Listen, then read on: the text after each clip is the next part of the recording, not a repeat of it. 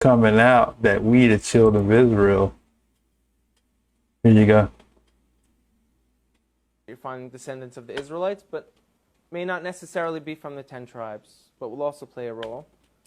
And it shouldn't be overlooked. It's a very serious scenario. Is in Africa.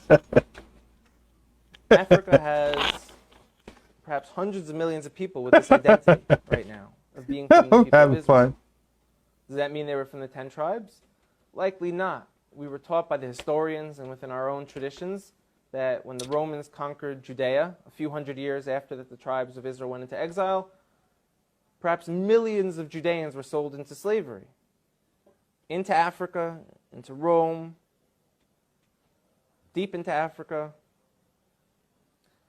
And if you look now, you're seeing people who are most likely the descendants of those slaves who kept true. I like to bring up a few specific examples. Watch this, watch this. Game changers.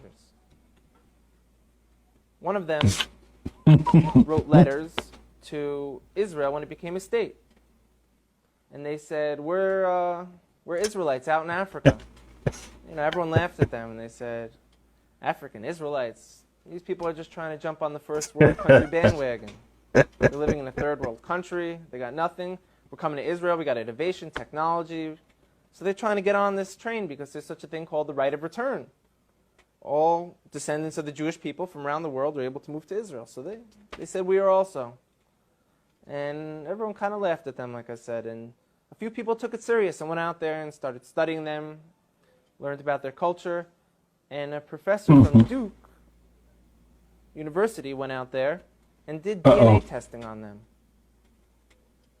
And he showed not only did they share Semitic genes from people who were in Yemen and back to the Middle East, these gentlemen, a large percent of them, have the Y chromosome to be Kohanim, to be priests. Imagine that. Now, if anyone who doesn't know, a priest is a specific family clan of the nation of Israel who come from Aaron, the brother of Moses, who was the first priest. And anyone descended from Aaron has the status title priest. And we found that these men in this village in South Africa called Lemba, L-E-M-B-A, carry this genetic marker to let us know that they share the same as from the Sephardic and the Ashkenaz. And the population of the people in Israel today, they share the same exact DNA marker.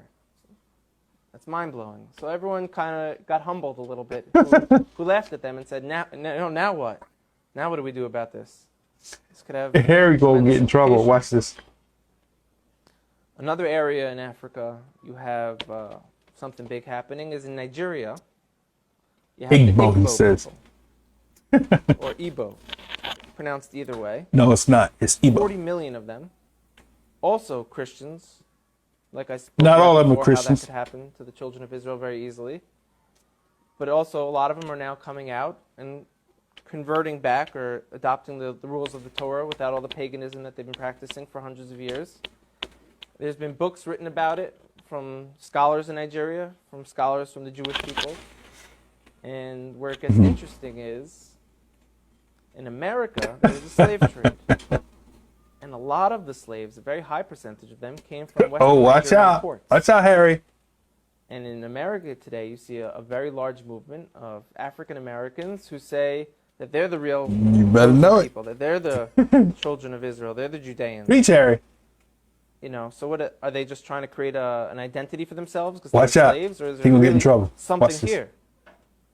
And the answer is most likely there is something there, and most likely maybe that they were the original Israelites, and maybe that the Jewish people today who are white Caucasian people came in a little bit later on.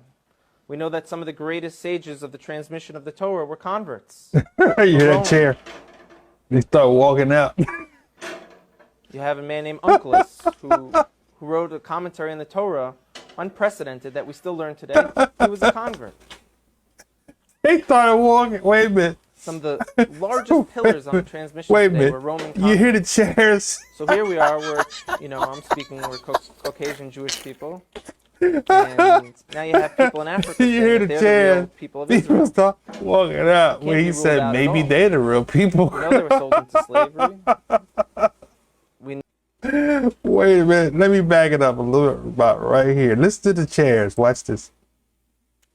This is what the 119 guy don't get. He know we waking up. Israel is waking up. Watch this. You know, so what are they just trying to create an identity for themselves because they were slaves, or is there really Let me something back it here? up. Okay.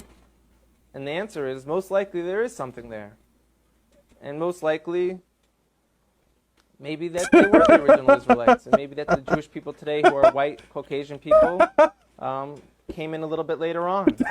We know that some of the greatest stages of the transmission of the They Torah were walking out. converts from Rome. You have a man named Unctus who wrote a commentary on the Torah, unprecedented, that we still learn today. He was a convert. They walking out. Some of the largest pillars on the transmission today were Roman converts. So here we are, we're Caucasian Jewish people. And now you have people in Africa saying that they're the real people of Israel. They can't be ruled out at all. See, now I want to say that's the slavery. reason why this guy here is trying to refute Israelites, because we can prove, right? We can prove through prophecy, through archaeology, through history, oral and documented, right? That we are the children of Israel. So when you see guys like this guy here, who just check this out here. So you see he's a little frustrated because we coming out the closet. Watch what he says here.